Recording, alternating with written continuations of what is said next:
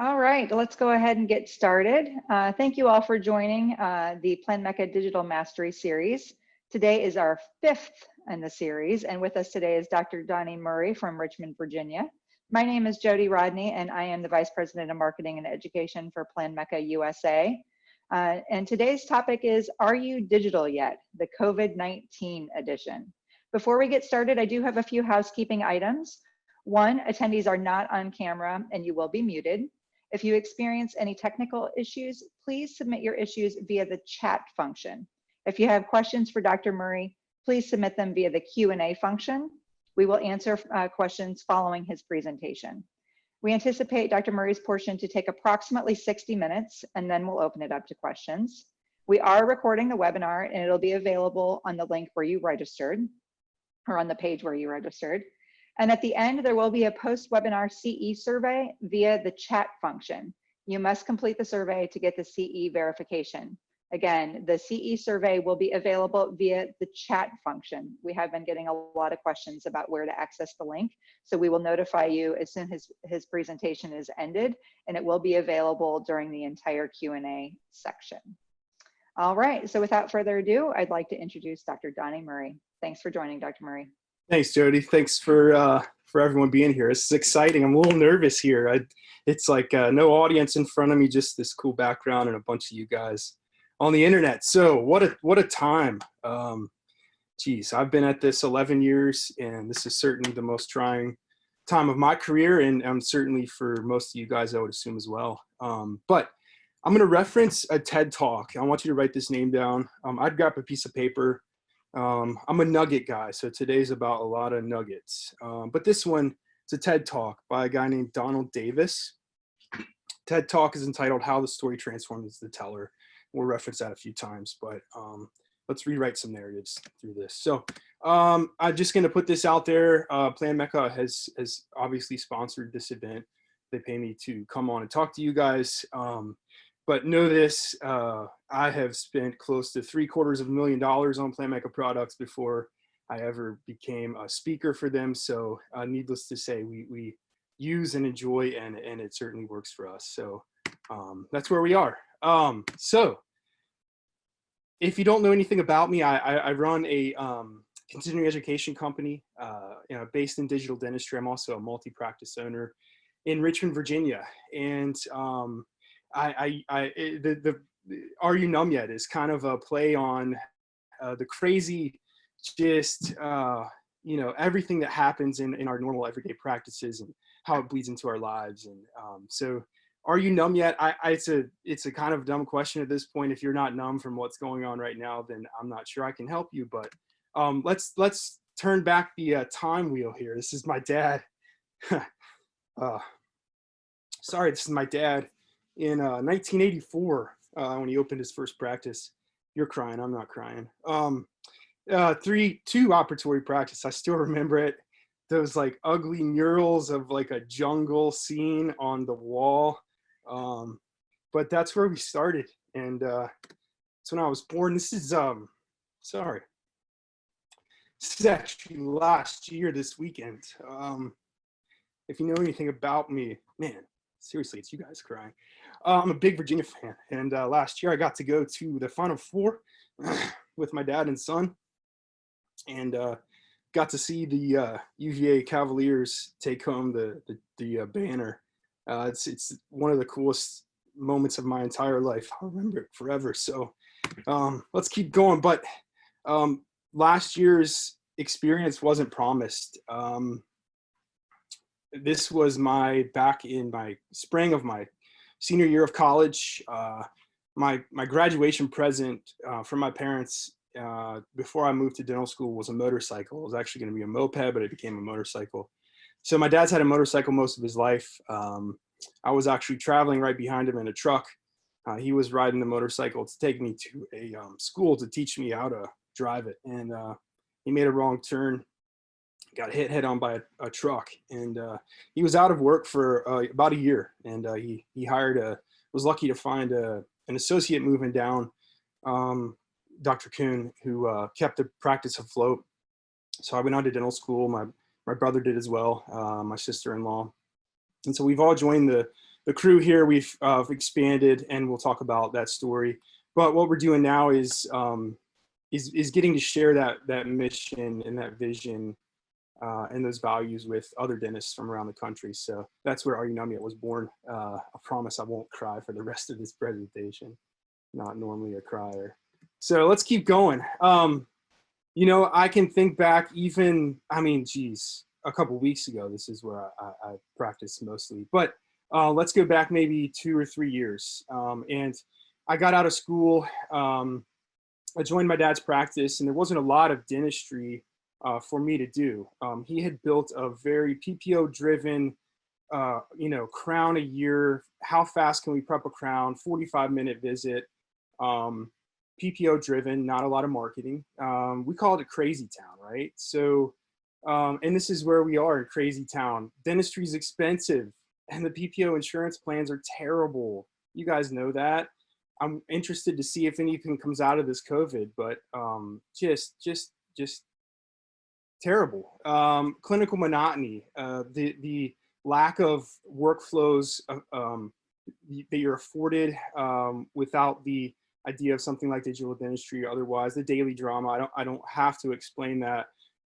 Disinterested staff, in that at that point it's mostly staff, and that's just not you're not driving in a positive manner. Mrs. Jones smells, that's my PG rated joke, but you guys know the patients that, like, as soon as they open that front door and they're walking all the way back to operatory 9, you can smell the cigarettes right off of them. Hygienist, again, that's my PG rated version, but let's talk about that. We have a real opportunity with hygienists. Why digital? This is why. It's still expensive. I'm not here to lie to you and say that digital dentistry is cheap, but I am here to tell you that the return on investment is certainly there. Suck at PPOs.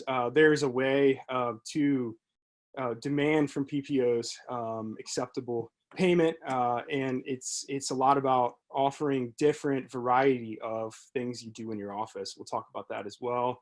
The clinical variety, drama-free zone. We don't have drama. I'm just lying. Everyone has drama. At this point in digital, it becomes a team. The ability to delegate and elevate, and the things that your team members will get excited about and do that you didn't think they were capable of doing is pretty cool. Single visit smells. That's right. Mrs. Jones comes in my practice and she's out in 2 hours, and I don't have to bring her back for a return visit. An opportunity. That's what I talked about with hygienists.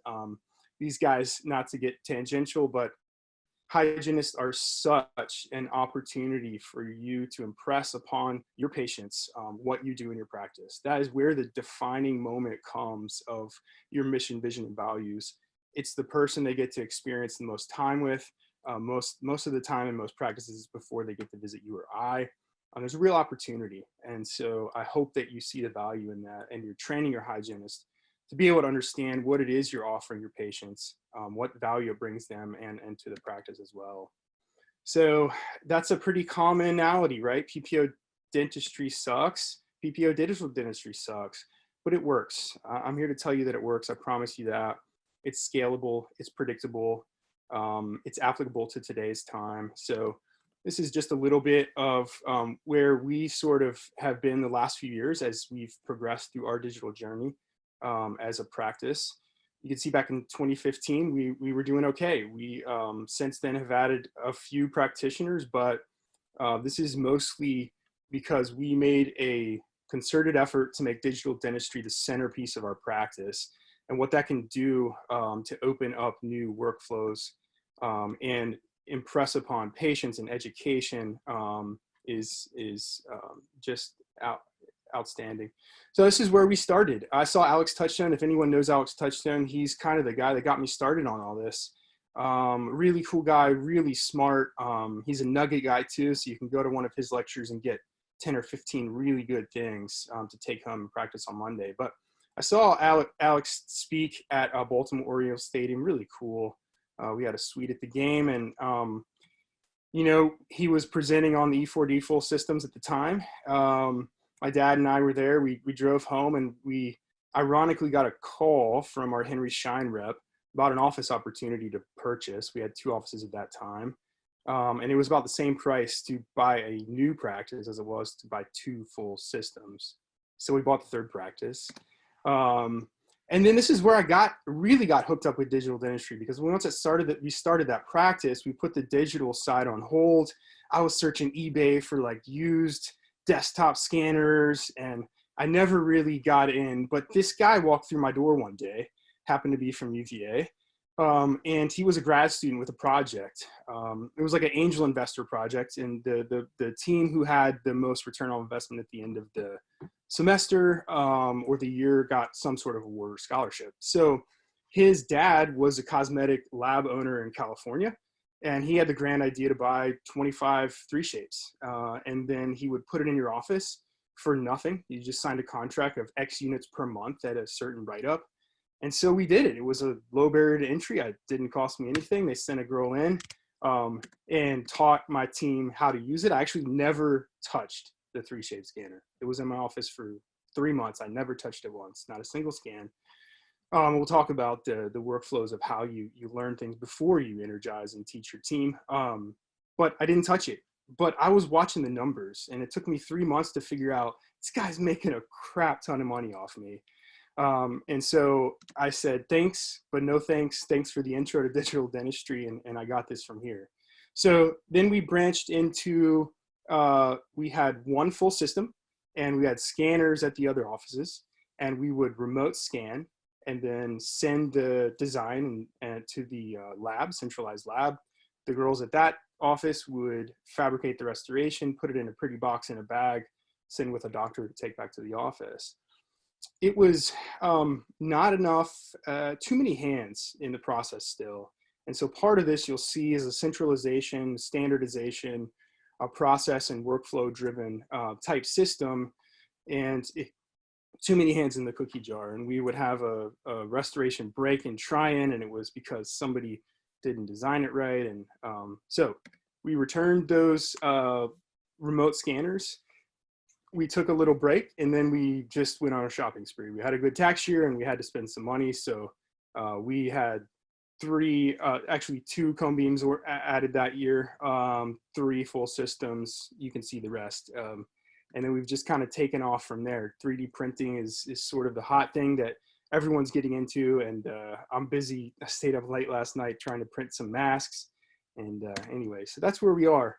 And what we've really used this digital technology to do is to offer so much more to patients, and so much more dentistry just because of what we're afforded with these digital technologies. So we're going to talk today about chairside CAD CAM, intraoral scanning, CBCT, airway.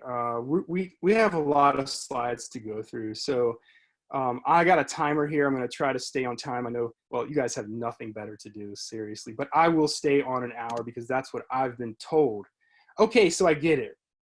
It worked for me. It worked for you, but like, is it going to work for me? Because my practice is different than yours. And okay, let's talk about that. You know, you guys, you can think, I guarantee you, anytime I see it too, right now it's the laser guys that are on me, but you see a rep come into your practice and, you know, hey, you want to buy a CBCT? You want to buy?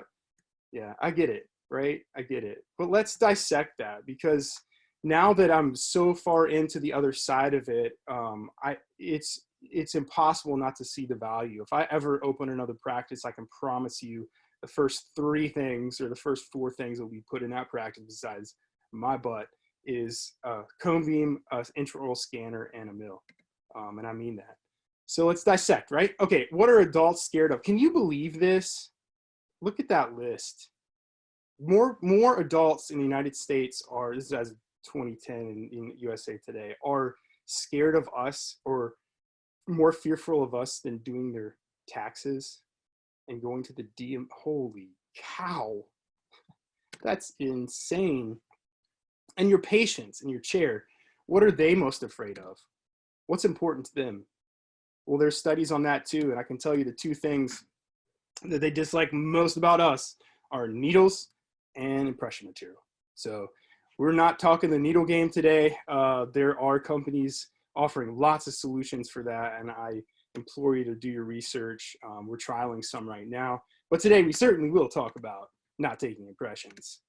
That is scary. I still have a vivid memory of the operatory I sat in, the flavor of the alginate for my orthodontist when I was like 12 years old. I mean, guys, it is soon to become standard of care that we're not doing this for our patients.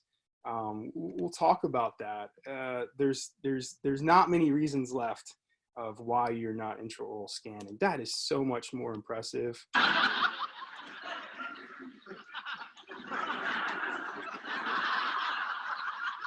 Now, we're going to have to make an impression of your mouth. Oh, I've got a little treat for you. Robin, bring in Stephen Baldwin's mold for Doug to look at.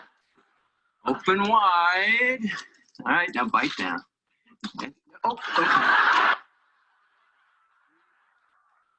Through your nose, just breathe through your nose.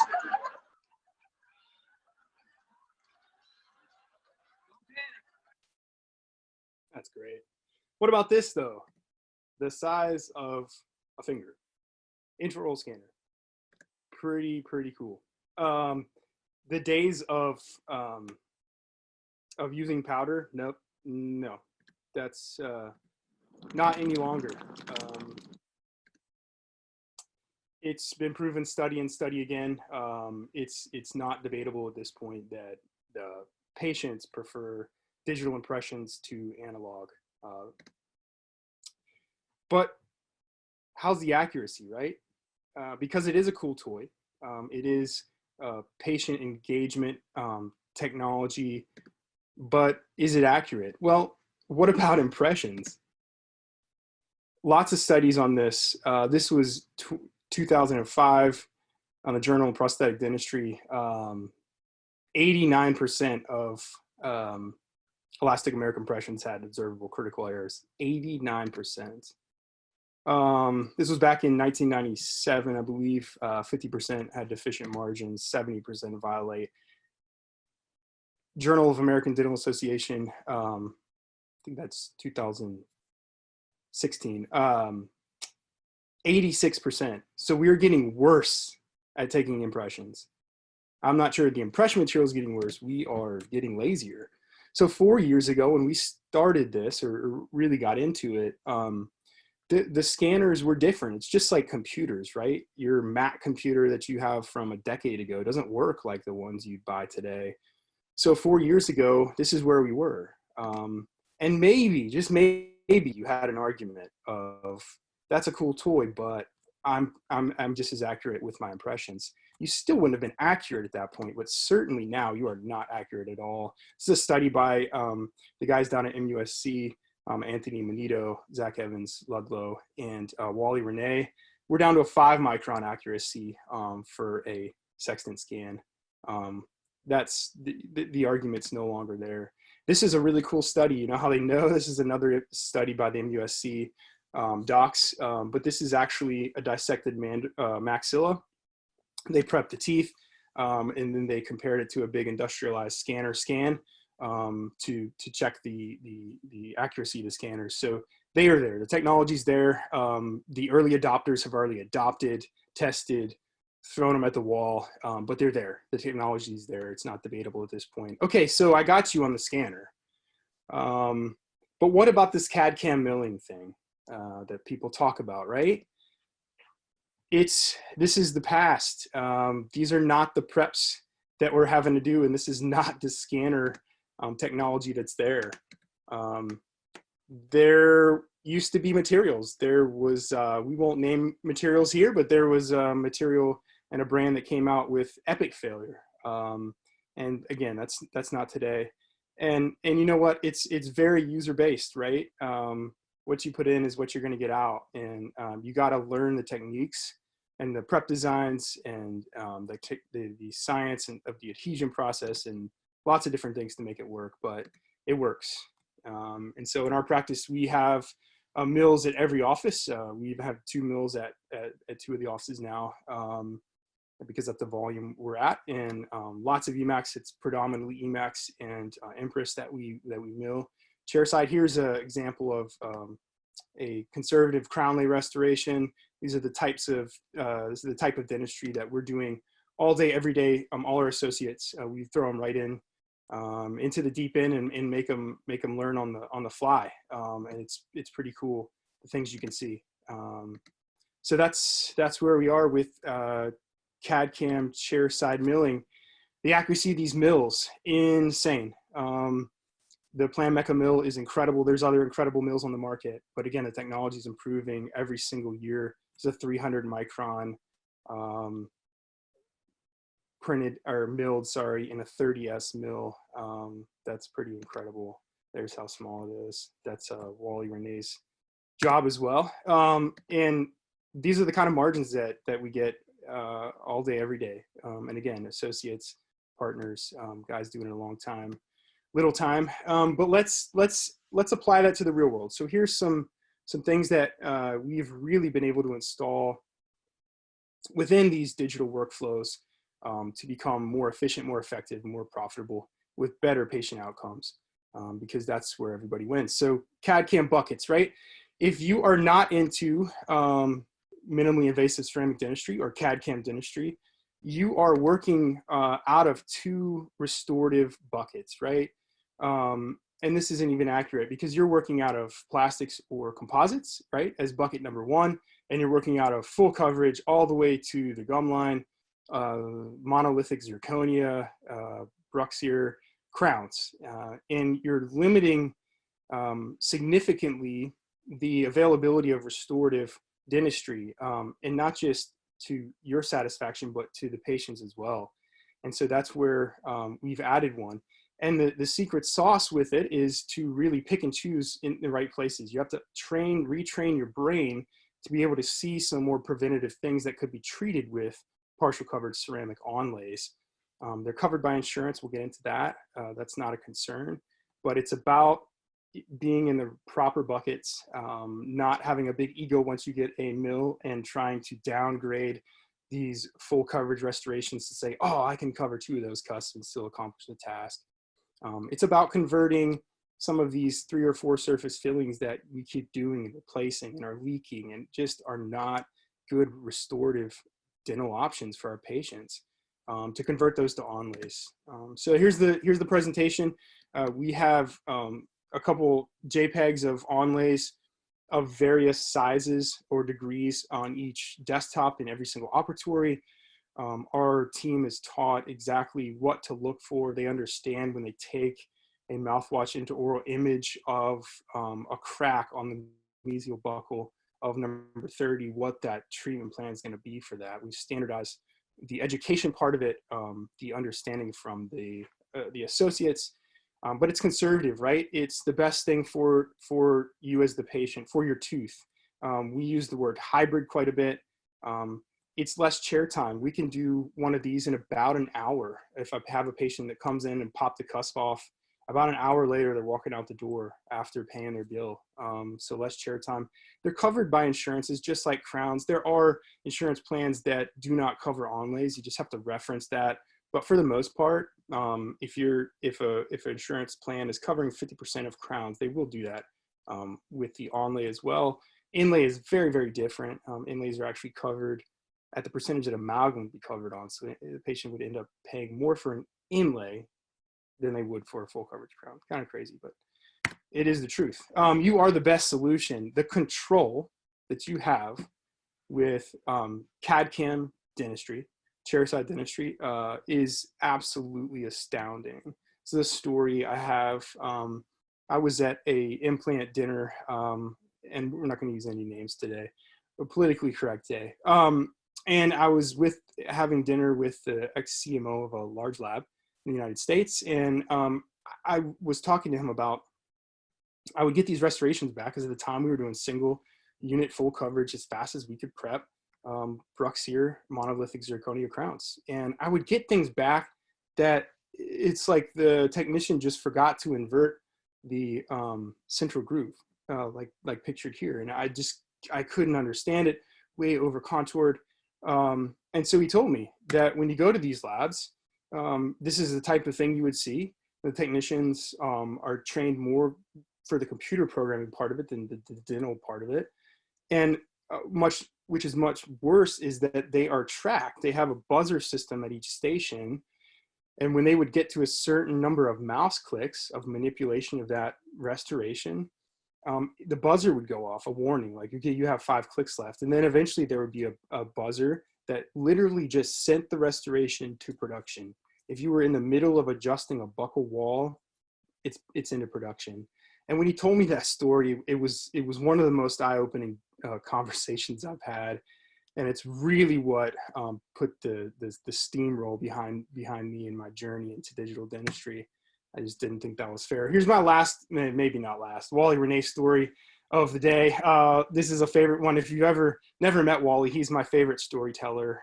He's one of my best friends, but he goes fishing. He might've made this story up, but let's tell it. He goes fishing, and he's fishing in this little John boat, knee to knee.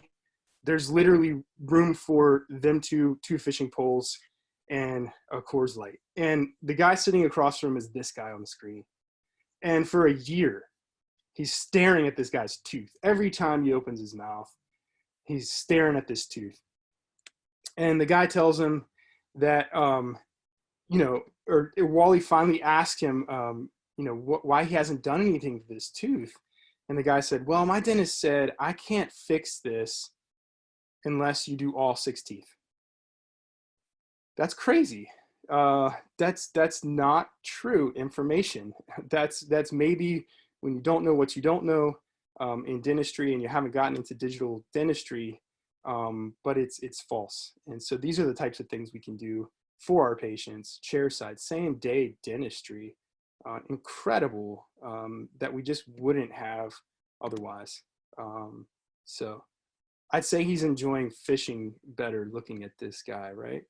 Unintended Consequences. I heard a podcast a few years ago by Tarun Agarwal, and he was talking about endo and how having the ability to intraoral scan and chairside mill in his practice had made him become a better endodontic practitioner. And he's a GP, and I didn't really understand what that meant, but it is very true. And the ability to take a patient from a broken tooth emergency in pain, a root canal core and crown, in 2 hours that patient is out the door.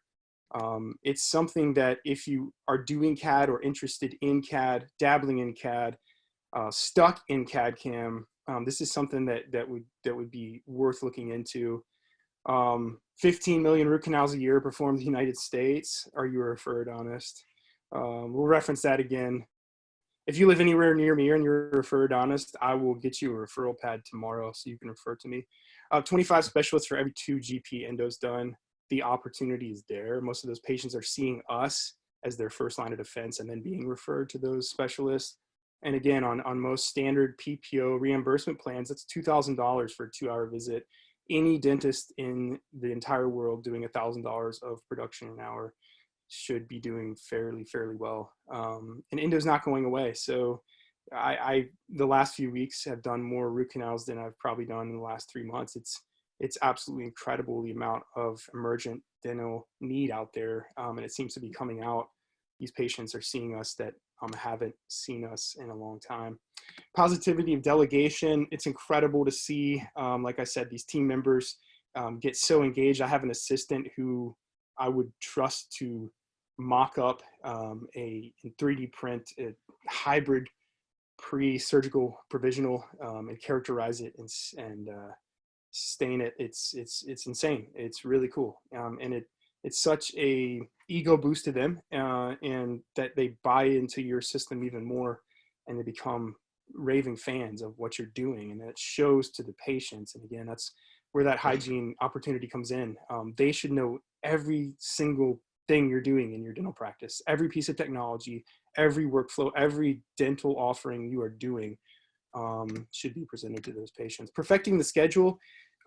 CAD CAM changes the way we schedule patients, and I'm interested to see how the scheduling of patients, the sort of craziness of normal dental practices, if that changes coming out of COVID. I have the feeling that it will. I think we're going to have to be adaptable to this new environment.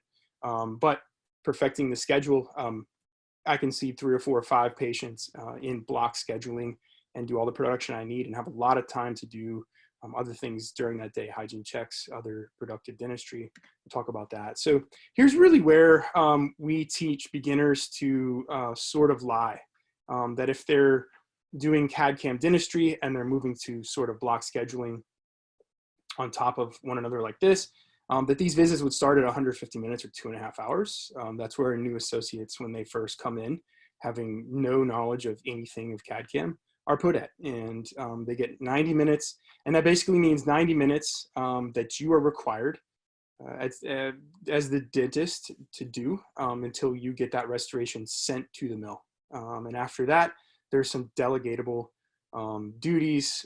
But again, even this 150 minutes, there has to be somebody attentive, and it doesn't have to be the same person, but at each step of the way, anybody drops the ball, the crown finishes in the mill, and it's 5 minutes before somebody sees it.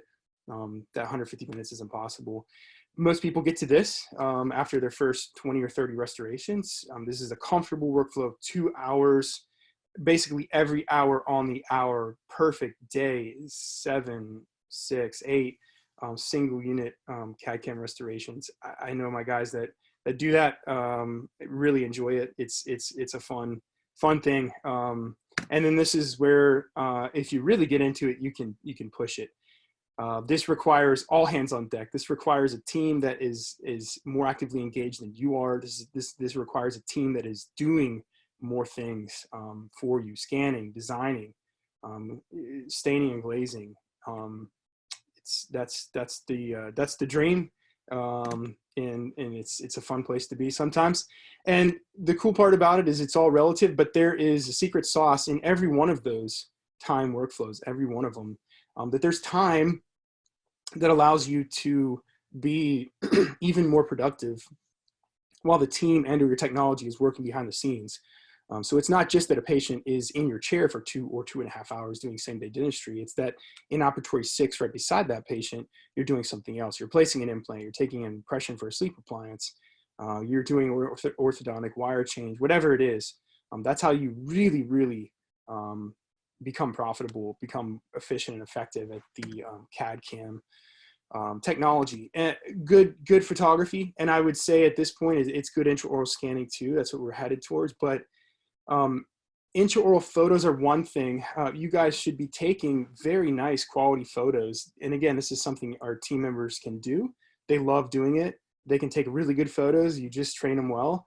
But these are so much more valuable to our patients about presenting the value or just the need, communication of the dentistry they need as we're working them towards more quadrant-based restorative ceramic dentistry. It's a necessity. The idea of intraoral scanning becoming the standard as well. Pretty soon, I would think the offices that are doing this at a high level would have what amounts to be a scan room, just like most of us have a pan room or a CBCT room, but a scan room. And once a year or once every 6 months or whatever the workflow became, their patient, just as their walk back to take a pan or a cone beam, would be walk back to take an intraoral scan. You can manipulate it on the screen with the patient. Again, a really cool way to reference and communicate and all those things. Utilizing a case presentation. This is something we instituted about 2 years ago, and it's done wonders to us. It really helps with associates as well. If the hygienist understands, and they're the first line of defense, but if they understand that the conversation, just from the data they have collected or what they have seen visually in the intraoral exam, maybe even within the first 10 minutes, is going to be a complicated case. And we call a complicated case more than 2 teeth or more than $2,000 of dentistry, that we prep that patient, that there will be more data collection on that visit. Maybe the prophy doesn't happen. We get to take some photos and an intraoral scan and a cone beam if we don't have one. They meet the dentist. We talk shop for a few minutes. It's a very cool feeling. It takes a lot of stress off you as the practitioner, because you understand you have 5 minutes to do that hygiene check and you got this full mouth rehab case, vertically closed, missing dentition. I mean, it's insane. You're not bringing the value to the treatment plan, to the patient, to the practice, to nobody. You're doing everyone a disservice. So we nip it in the bud right there. We say, hey, Mrs. Jones, you had a lot done today. We collected a lot of data. I want to see you back on my schedule. I'm going to give you 30 minutes of my time. We're not going to wear bibs, masks, gloves. Maybe we will after this, but we're going to just chat. We're just going to talk about your dental health, what you have going on, and the options you're afforded, what I can do for you. And at that point, if you choose not to do that, then we'll figure out a better solution. But this allows me and my associates to cover cases together before they're actually presenting. We always find things, or just talk about communication, ways to communicate better with the patients of the value of the dentistry. But Care Credit has tablets that are fantastic. They lease these out. They're like $10 a month. You could do it with your own iPads, but it's all set up. It's a wireless charger. Our assistants or closers would come into operatories with these for sort of right there immediate feedback from application from the patients. Great tools. Associates. I've had 3 associates so far work under my belt, and I would give myself a pseudo passing grade on the first, maybe a passing grade on the second, and I'd say I'm doing okay on the third. And what I've learned is that you really have to create the exact or help guide that person to be the practitioner, that dentist that you're looking for. It takes a lot of guidance. I would say that most of the time, most of the problems that dentists are having with associates, it's mostly us, guys and gals. It's mostly us. It's poor communication. It's not properly setting expectations from the start. It's not educating. These are things we have to do. Invest in these people. They will do wonders for you. They will take you a long ways. Again, raving fans don't hurt wherever they're coming from. This is a photo. This is my first shameless plug. This is at the Foundry Golf Club, where we host a lot of our Arunamiak courses. We do them all over the United States, but this is kind of our home base. And for anyone who's been there, they know what it's like. It's a magical weekend. It's a very cool retreat. And so that's the setting. We have dinner. Okay, so you got me on a scanner and a mill, right? You guys are going to know. You're going to sign the contracts tomorrow. 3D imaging. Let's talk about it because it's just as important, just as much a necessity, just as much valued in today's digital dental practice. So we have a cone beam in all 3 offices. We have Plan Mecca Mid at 2 of the offices, and then a Classic that was converted from a 2D pan and Ceph to an 8x8 cone beam. That's actually the one I work with. And I do a lot of cone beams. We were probably taking 15 cone beams a day in just my location.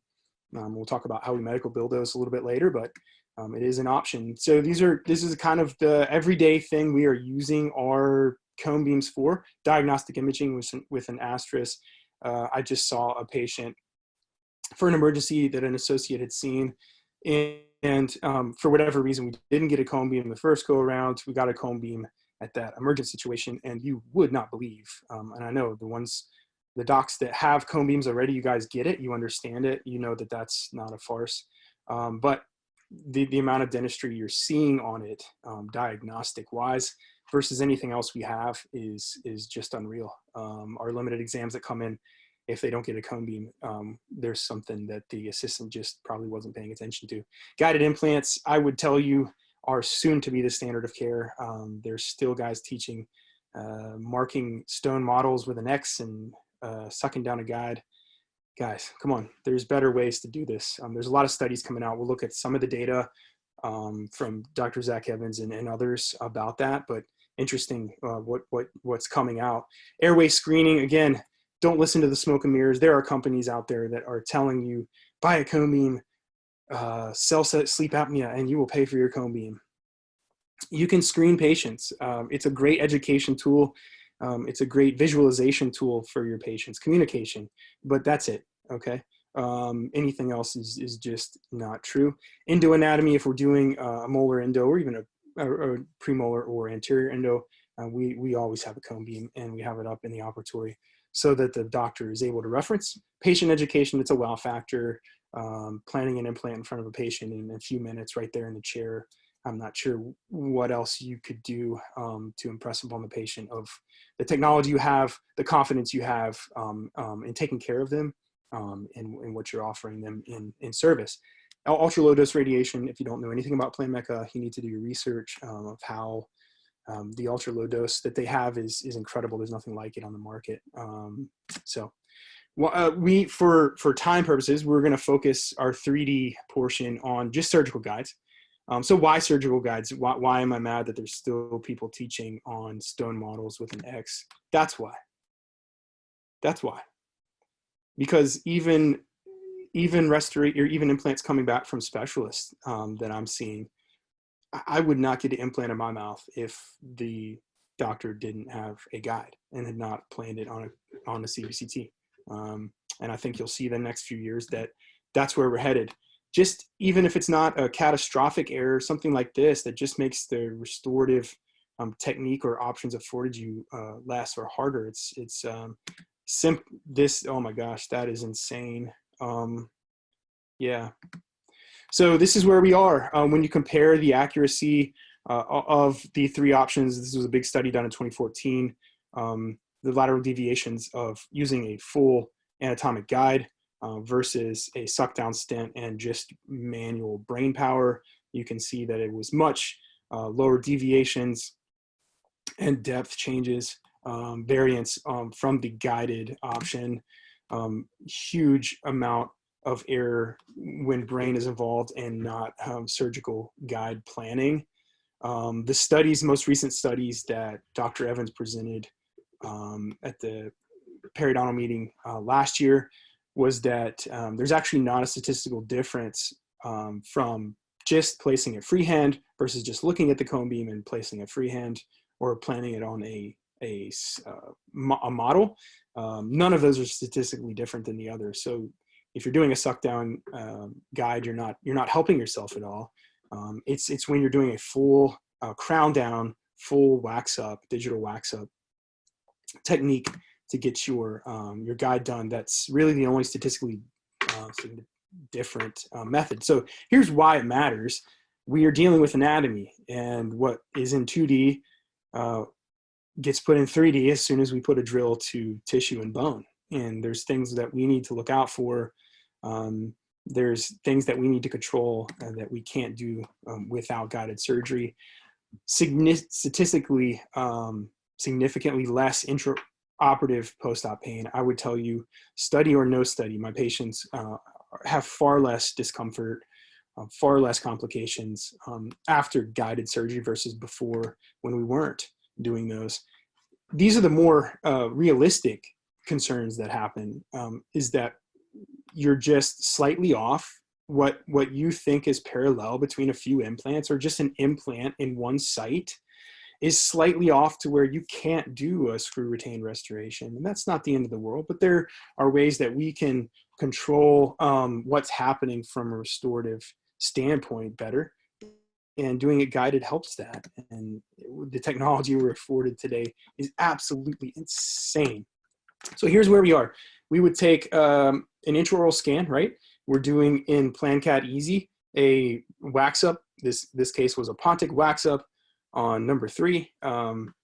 We take it to the implant or the 3D module. We're planning the implant based on the final restorative position. We're creating a guide. We're printing that guide, fully guided implant placement and restoration. Same thing here. If you've never seen a guided surgery, it's quite interesting. There's a lot of things in the mouth, actually. Implant companies are redesigning them every single year to become better and more ergonomic for you and the patient.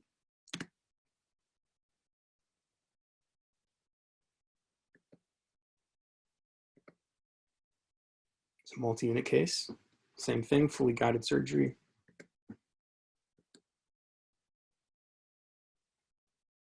Pretty predictable outcome. So in my practice, what I'm using right now is a Korean-based implant called Urus. They have an incredible line of implants. What I'm looking for in an implant, and I've placed 10 different types of implants in my career. We do a lot of immediate implants. I want something that has a lot of bite to it. I want something that's going to have some surface coating and texture that's going to help with initial stability. These are platform switched implants. Certainly a lot of science behind that in the implant world. There's a lot of technology, and most implant companies are making great implants these days. There's not a ton of variation But there is, once you get in your hands and you're doing a lot of implants, there is difference in success, or whatever you define as success, bone loss around implants, healthy restorative tissue margins. URUS has a great system, a guided system. It's integrated into Remexis, which is the software platform that Plan Mecca products function within. So there's a lot of marrying of data and ability to do things sort of within the umbrella. These are the sort of the implant drilling protocols that you're using with a guide. URUS implants are fully timed, so there's a demarcation on the actual guide insert, as well as the implant driver, and then the scan body as well. So what's coming, which is pretty cool, is that you would be able to go as far as taking an intraoral scan and a cone beam, virtually planning an implant based on a virtual restorative design. You could get as deep as you wanted to with that. You could place virtually a scan body on that implant. You could export that data to a company like True Abutment, and they could design you any number of restorative options. You could have a custom healer fabricated that was the same intaglio surface as your final crown was going to be. You could have the final restoration already fabricated in your office before you ever touch that patient. Absolutely incredible. The digital workflows of implants with scan bodies and through a company like True Abutment allow us to do lots of different things. We're doing custom multi-unit abutments. We're doing custom locator abutments on cases, something I've never been able to do in my career. Pretty cool. And so the True Abutment sort of merging into the software platform of Remexis. You certainly don't have to have Remexis to do anything with True Abutment. You don't even have to have a mill to do anything with True Abutment. They're a implant restorative company offering lots of custom options. But when you have different technologies that work together, you're able to do some really cool things. So what we do with True Abutment is we would see the patient for an implant workup. We take the scans we need, we create the guide, 3D print the guide, have it ready for surgery, do the surgery. It's about a 15-minute surgery for a single unit straightforward case.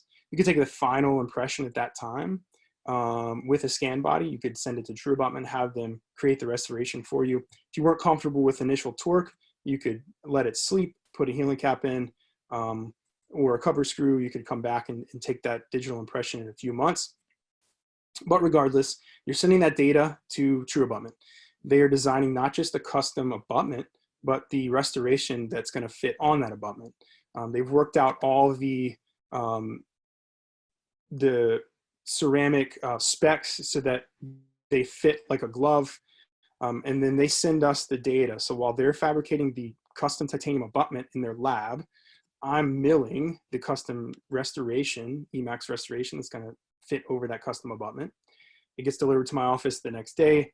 The team cements it extraorally. They see the patient the next week, remove the healing cap, screw on the final restoration, bring me in to put a little composite on the access hole. One of the biggest ROIs I've ever introduced to my practice. The cost of implant custom restorations these days from some labs is astounding. And so this gives us the ability to use a lot of what we have technology-wise to create a better product, a more profitable outcome for us as practitioners, and a better case for the patient. This is what it would look like. True Abutment would send you the screenshots of not just the custom abutment, but the final restoration. You would either ask for tweaks or give your final approval. They would email you the link for the restoration. You could mill it. So let's go back to some sort of real world things that we've done right on the ground floor in my practice that allows 3D to become centerpiece and really afford us lots of different things. Just take the cone beam. And I still have the two offices that I don't work out of. I have to battle a little bit quite often on just taking cone beams. Ultra low dose cone beam as a diagnostic imaging tool in today's world, we've never seen anything like it. And so what we have, our standard process is that we have a little cheat sheet for all the team members, and it sits right there. It sits right there by the cone beam.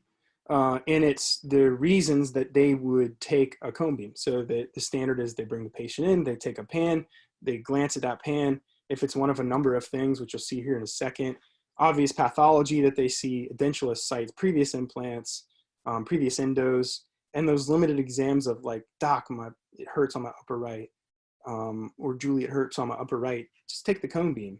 I guarantee you'll see things that you wouldn't otherwise. But these are the standard sort of process of how we get there and how we get to taking 15 cone beams in a day. We bill medical insurance. And so we use a company, it's a third-party company called Code, run by a gentleman named Hutan Shahidi. And so the workflow here is that we, as soon as we would have something that we consider medically billable, and we use this little medical router you see down on your screen. It's a lifesaver. If I can get a link for this after this webinar, I'd love to do this. This has been one of the more life-changing things for me from a medical billing standpoint.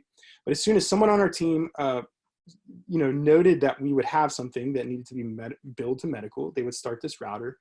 It would follow that patient all the way to the checkout, so that that person at checkout would know they needed to collect the medical insurance card and driver's license of the patient.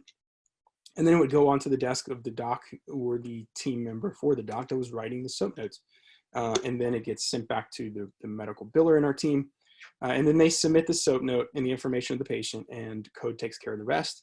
They take a cut, I believe it's 9% of everything that you get paid medically. So they're not making any money. If you're not making any money, that's a lot different than a lot of the medical billers out there right now. So they have every interest of you getting paid. And these are the more common things we bill medical for. Certainly all cone beams, oral cancer screenings once a year on our patients as a standard of care. We're doing a lot of sleep in our practice. So we're certainly billing that, some trauma, and certainly grafting. Not a lot of implants, still not a lot of coverage medically for dental implants unless it's trauma related. But that medical billing router has been a life changer for us. Digital implants.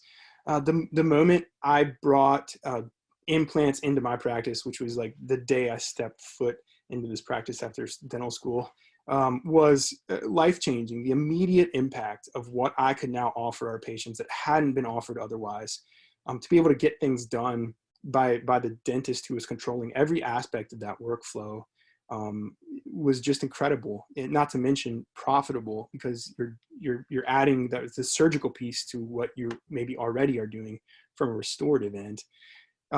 Digital dental technology gives you the ability to do this a lot more confidently. It's given us the ability to sort of impress upon associates to jump in and start some straightforward cases with some education. And we're offering them that from RUNUMIAT and other sources. So pretty incredible. Again, I repeat, referrodontists, there's a lot of referrodontists out there. I'm interested to see if that changes after COVID, but yeah, that's where we are. True abutment, game changing. What we're able to do with them is incredible.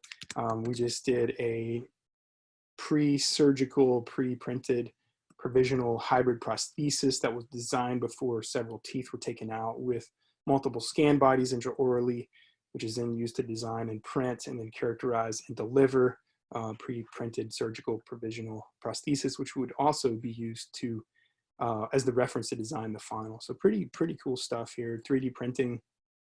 We have lots of 3D printing toys. They're all at my house printing mass right now, but we are currently in the Sprint Ray realm. We've had a Planmeca Creo.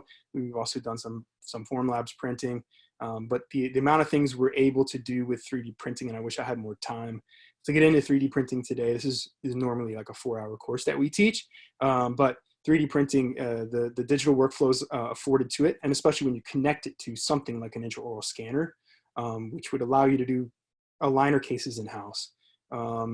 Put it with a cone beam and you're doing guided implant surgeries and printing your own guides. It's incredible. Night guards are hot right now. Certainly models for anything that you're using at the office.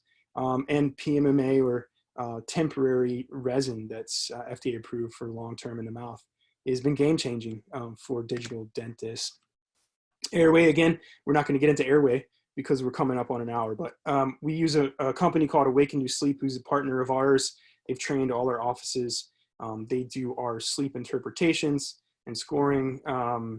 And I'll say this, that if you're not screening, what I've learned, maybe more than anything, with Airway, one, cone beam is only an education tool and a screening tool for your patients, but it's a great communicator. But if you're not screening, nobody is. Nobody is. I've had so many lunch and learns with MDs that there's not even knowledge of basic vocabulary. And there's a lot of patients that are suffering from this. It's a very cool value add. I would say not a huge profit center in my practice, but what it's allowed us to do and be able to feel better about really treating the patient. Because sometimes it's an airway problem, and the dentistry you're doing is just band-aiding up an airway problem. And at some point it becomes just the proper thing to do of conversing to them about sleep and airway. So we do lots of cool things. One of the craziest, outlandish things we do is spend a weekend in Mesh Mixer, designing these printed hybrids, and then we do a live surgery. It's crazy. It's so out there, but it's unicorn land. So let's trek back for a second here, because digital dentistry is such a journey, and you have no idea. You don't know what you don't know until you get in it. You learn things that are not efficient, effective, or profitable workflows, but you spend hours up at night learning how to do it. But it's a journey. So where do we start? That's always the confusing part. Everybody's different, right? So there's practices that maybe could benefit more from having a cone beam, intraoral scanner, and a 3D printer to create guides. If you're not doing implants, or you're interested in just getting into implants, that's practice changing. That's literally rewriting the narrative on your practice with some purchases that allow you to do things such more effectively and efficiently. So here's what I would say. Some options for you: find a mentor, find a low barrier to entry sort of way in to get some more information on this. I know Plan Mecca offers open houses at least once a month at their facility in Chicago. You'll get to see, touch, feel, hear, smell all the things we do in digital dentistry. It's a very cool sort of learning environment. Do your research. There is a lot of, I referenced it earlier, there's a lot of smoke and mirrors. There's a lot of salesmanship and gamesmanship and marketing dollars spent to tell you what you need. And the story's not always true. So it's about doing some research and really finding out. I would also say this: there's plenty of pitfalls in digital dentistry. One of the biggest, I feel like, is folks that get into it with just a scanner. Maybe it's an end of the year tax thing. Maybe their rep just wanted to get it sold to them, but they get very stuck because there's very limited workflows that you can do because you're not controlling a whole lot of the start to finish with just a scanner. It's a very cool toy. It's a good patient engagement tool. We talked about it's more accurate. It's definitely more comfortable, but there's sometimes some pieces that need to be added to it. So dip your toes in to the shallow baby pool. All right, that's an option. You can jump in the deep end. There's affordable ways to get these systems in your offices if that is of interest to you. But I hope we can use this sort of opportunity out of all this to redefine ourselves in our digital dentistry. So as educators, this is sort of where we focus energy, or where we see the progression of the learning curve go with digital dentists. You know, they get it and they put it in their office and they barely know how to turn it on, and they're scanning that's taken 25 minutes, and they're putting in the burr block wrong or whatever. They get really excited. They learn how to do it, and then they have a case go wrong. They have a number 19 that just is off. It's an open margin or an open contact, or it just doesn't look right, and it's just not the day for that to happen. And the doc says, you know what, I'm done. Just put this away. I'm not interested in this anymore. And that is where a lot of folks fail. That's where a lot of people live. And so if we do anything as educators to stir up the pot, it's at that number 3 level, or that frustration. And coming out of that is where we really learn from and grow experiences from to become better people, better practitioners, better business owners. So here's what I would tell folks that do get into purchasing any type of digital dentistry equipment.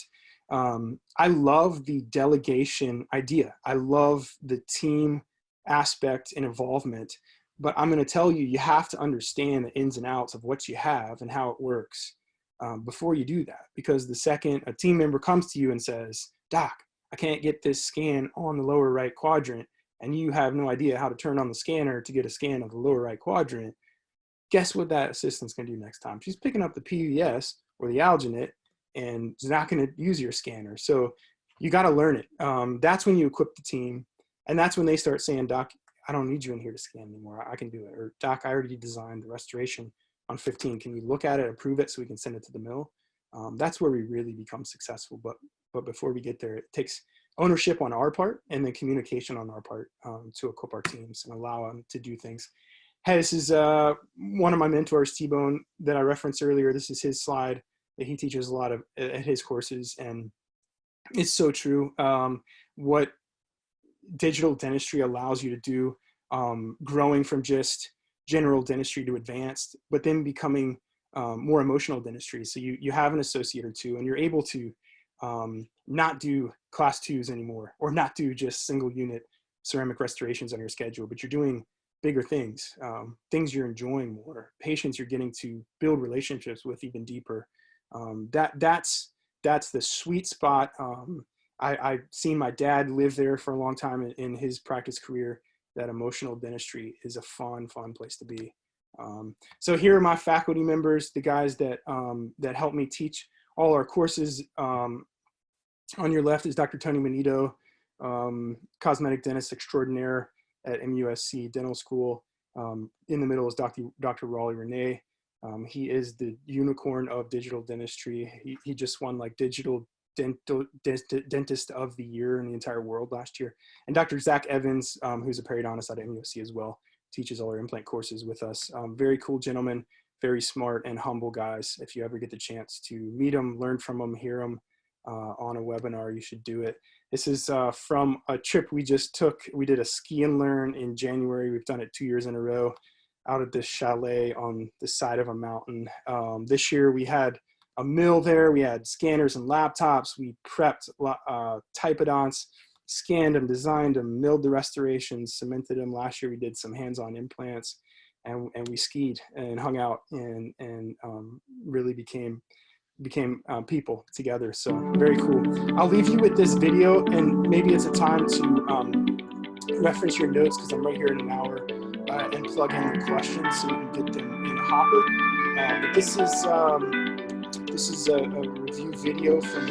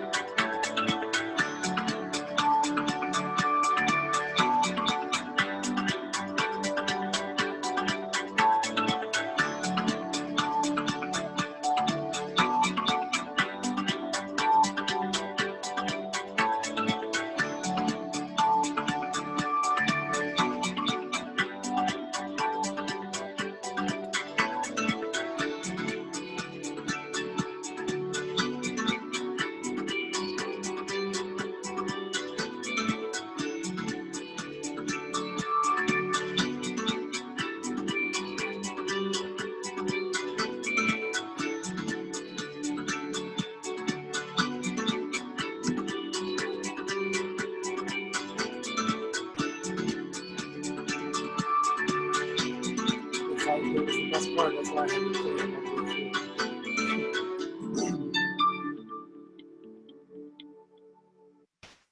Hey, so I leave you with two quotes, and the first one is the reference back to this Donald Davis TED Talk. Okay, and this is as much to do with the time that we're in with COVID as anything else. But I hope you get a chance to watch this TED Talk. But it's actually the secret sauce behind the Virginia Cavaliers' run to the national championship. It's quite a story. They were the first team to lose to the 16 seed, first one to lose to the 16 seed in the tournament. And so they came back the next year and they won the national championship. And so this was the quote from this TED Talk.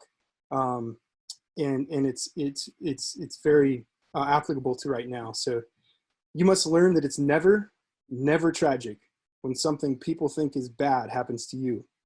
Because if you can learn to use it right, it can buy you a ticket to a place you would never have gone any other way. So I wish you all success. I wish you all peace and happiness through this time with your friends and family away from your practices. And God bless. Thanks. Thank you, Donnie. Before we get into Q&A, I just want to remind everybody that the CE survey link has been posted in the chat function. Again, to get your CE verification, you need to click on the link in the chat function for the CE survey. Please complete that and use the AGD code 250. All right, so we do have several questions that have been submitted. First one, I know that you've got a couple units, but what are the field of views for your 3D cone beams? So the classic is an 8x8, which I think I could upgrade to an 8x10, but to be honest, my team is so good at negotiating anatomy of where I want the images that we're fine. The other two are mids. I don't know off the top of my head what the field of view is on those, but big enough to do anything you need to do, airway, TMJ. You see way more than you probably ever need to see as a GP. So that's where we are, yeah. It's a 20x17, there you go. All right, is the Urus implant system a true fully guided system where the implant is placed through the guide, not just the osteotomies? And are the burrs guides depth controlled by you, or do you have to look through the depth marks on the burr? Yep, so fully guided all the way through the guide, which is really cool. It's keyless. If you've ever used a keyed system, the keyless systems are certainly the wave of where we're headed. The demarcations are built in so that you're following based on implant length. And then within the Romexis ecosphere, all the data is plugged in such that it's plug and play with the Urus implant system, fully integrated into the software. All right, so this is a good question. When adopting digital technology, does the following sequence make sense to introduce? CBCT, then intraoral scanner, then CAD, and in-office milling, and then 3D printing? Yeah, I mean, the cool part is that there's no wrong answer. It has to be something that you're confident in being able to afford. But there's nothing that if I can do it, you can do it. There's nothing that within this ecosphere that isn't profitable or more effective or so. The answer to your question, I think that's a great way to do it. I would say from me, the more immediate economic impact that I got from cone beams were when I was able to include it into some other piece. May that be a 3D printer to print guides, intraoral scanner to do other things with. So, yeah. All right. How do you handle deep margin when scanning? The scanners are pretty incredible at what they can do nowadays. It certainly has a lot to do with tissue retraction. Everybody has their own method. We have some soft tissue lasers that we use. Sometimes we do pat cord on occasion. We use products like Traxident. To be honest, we don't have that much of issue or concern. And certainly when we control margin placement, most of our restorations, as you saw from that crown lay, are way above the gum tissue, that we're not really having to manage those types of margins either. Great. And then a couple questions about some website links. So I don't know that we can easily send the link to the TED Talk right now, but can you please remind people the name of the TED Talk? Yeah, it's by Donald Davis, D-A-V-I-S. And the name of the TED Talk is How the Story Transforms the Teller. Thank you. And then the website for the Are You Numb Yet courses? www.areyounumbYet.com. Easy. Do you think that 3D printing will take the place of milling units in the near future? Ooh, it's a good question. You know, the idea behind it is that the technology is so much cheaper that it would be such a lower barrier to entry for more doctors to get into it. It's all about the resins that are being designed and developed to see how fast or how far we'll take it. I do think there will maybe in the next 5 years that we'll be 3D printing a lot of things that we were previously milling, but I do think milling always has its place, and I think we'll actually expand on the chairside materials that we'll be able to chairside mill, like titanium abutments and that sort of thing. Great, thank you. I just realized that I have a child upstairs drumming during the Q&A function, so I apologize if there's background noise. Have you run into any issues with the design software or Plan CAD Easy? And if so, how were they resolved with PlanMecca support? Yeah, I had a slide in here, but I didn't finish it. But I know that SOS in 2017, back in 2017, they answered their 1 millionth call. So we're 3 years later. You can imagine how many calls. But it's one of the strongest support structures I've ever had in any sort of product purchase across the board. I've never had something that I haven't been able to work through with SOS or contacts at PlanMecca. I haven't been down a single day with my Cone Beam Classic, and it's going on 6+ years. I'm not sure I've ever been down a day with a scanner. Every once in a while, we'll have some software things that happen. I think that's with all technology. But again, I've never been able to not work through it. So. All right, and does bleeding or blood ever come in the way of the intraoral scan? And if so, how is it resolved? Yeah, again, it's as much about prep design and tissue retraction as anything else. What you put into it is what you'll get out of it. The types of restorations you can create are incredible, but it's obviously based relative to the standard of acceptance for the practitioner, just like anything else we do in dentistry. So if you're not taking tissue retraction seriously, you're probably not going to get good restorations. That includes blood. Again, something that's completely manageable. There are tons of dentists that do CAD/CAM dentistry every single day of their life. It's proven it's workable, but it does take some rule following, and one of those is tissue retraction, tissue management. Great. Someone asked if you know which scanner is bigger, the PlanMecca or Sirona? Yeah, the Sirona Prime Mill is a much larger footprint than the Emerald. PlanMecca has actually spent, if you look at the way most scanners are designed, like take iTero, for instance, we do a lot of iTero scans in Invisalign cases, and they're not a lot of their research or money or investment technology goes into the actual attachment to the body of the scanner. PlanMecca is the complete opposite. It makes it's a pretty incredible amount of technology that goes into just that. So what was the original question? Repeat it again for me. If it was, which one was bigger? Oh, yeah, definitely the Prime Mill is a bigger footprint. And the PlanMecca, they have a standard tip and a slimline tip, which is, oh my gosh, it's like heaven to get back to a number 16. That's the smallest tip on the market, I gotta believe, for CAD/CAM. I believe you are correct.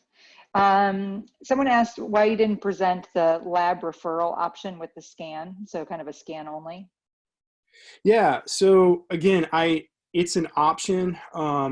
You know what you can do out of it. If I had a sort of a tip or a nugget for how to manage that better, because it can be a lab send only type of workflow. I don't think you're controlling enough of your environment. Yes, you're getting more accurate impressions. Yes, you're having more comfort to the patient. Is that worth it to you? That's personal on having an intraoral scan versus an elastomeric impression material. I think it's when you take it a step further or steps further, and the initial step further, which I would recommend, in sort of an easy foray into a little bit more digital of a workflow, is have a CAD design software attached to that scan only workflow, so that maybe you scan, design, and then you send that restoration file. There's plenty of labs, Alien Millings or ConiaMilling.com, that you send just the actual file data to that lab, and they mill the restoration for you and send it back. You deliver it to the patient. There's a lot more cost savings in that, so that you're adding one more piece than just having a cool toy that is more accurate and more comfortable to the patient. Great. I think I'm going to ask this one correctly. How much microns are set to the milling machine for the cement layer? 0.1, which would, 0.1, which is, what is that, 100 microns? All right. Not sure if you know the answer to this, but how does the iTero work with the Plan Mecha? I know that there is a workflow document that we provide to customers who are looking for that option. It's a little cumbersome, but I know there is a working document that can be provided by SOS. Yeah, the general rule of understanding is this, that there are two types of systems in CAD/CAM or digital dentistry. There are open systems and there are closed systems, and there's everything in between. Plan Mecha has always, and as far as I know, intends to stay this way, but they've always been the most open system there is. What that means is if there's a limiting factor in a workflow, it's usually the other participant in that workflow. So if you're having to involve some other system into a Plan Mecha piece, it's usually, not to pick on them, but it's usually the other party. So with iTero, what we do, because to be honest, we have 2 Emerald scanners that would be running restorative chairs pretty much all day, every day. If I have a team member that's taken a scan, or a hygienist taking a scan for an Invisalign case or a surgical guide workup, they grab the iTero, they do full arch and bite relationship scans, they export it to the iTero cloud, and then they send it to me through a secure Dropbox link, and then I'm able to import those files into PlanCAD Easy or Romexis or both and accomplish the tasks I need to do it. There's a little bit of a time delay. It's not something that's easily done sort of right there on a computer, plus the iTero to do the swaparoo. It's not a live thing, but it's certainly a same thing. Yeah. All right. And is code the only option that you recommend for medical billing? I've gone with 2 different medical billing companies. The other no longer exists. They were called Reimbursity. That's the only experience I can speak of. I'll tell you that what really sold me on them was the platform, the software platform that made it so easy for my team to do it, accomplish the task, and be able to reference and keep track of that. But also that I knew if they're only collecting money based on what I'm collecting, they have a different eye towards not just collecting a $400 a month, fee that you're just paying to be on that system. So that's what they've done so well for me. All right, that looks like the end of the questions in the Q&A. Thank you so much for your time. Again, hopefully you've all been able to get the CE survey link that was posted in chat a few times. If you do have questions or want more information on Plan Mecha products, please reach out to your local Plan Mecha representative or authorized dealer. And again, you can find information on Donnie's courses at runumya.com. Thank you all for being here. Donnie, thank you so much for your time. Have a great weekend. Enjoy the good weather. Yes. Thanks, everybody. All right. Take care.